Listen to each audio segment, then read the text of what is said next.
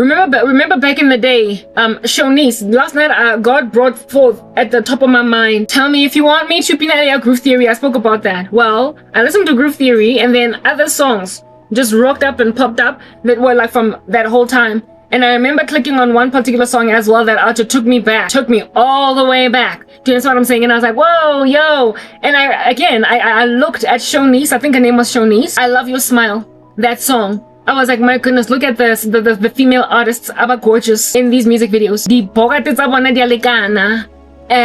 The kipa tsa bona di modesty. At some point she was wearing this like multicolored waistcoat, so childlike. You're right, not childish, but childlike. In other words, just an innocence out there emanating off her. And I was like, yo, Hashem, why is Tyler not out here looking at Shonice, being on some, what have they done to us? Man saying, why must we sell our talent through sex?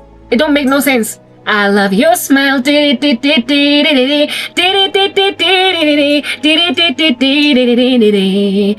love your smile.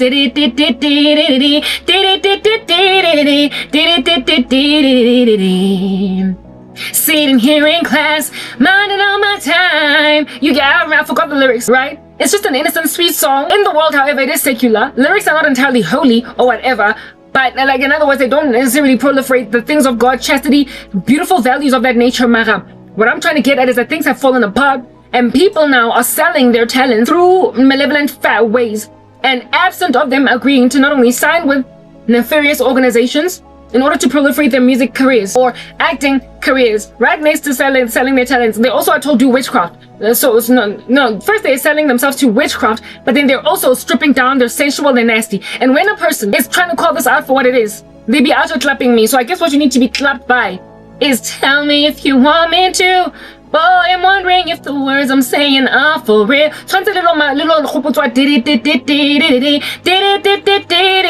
You must be brought back to what not only the entertainment industry used to be, but what used to be make for wholesome entertainment. When it comes to television shows that you used to watch, remember Seventh Heaven, Seventh Heaven.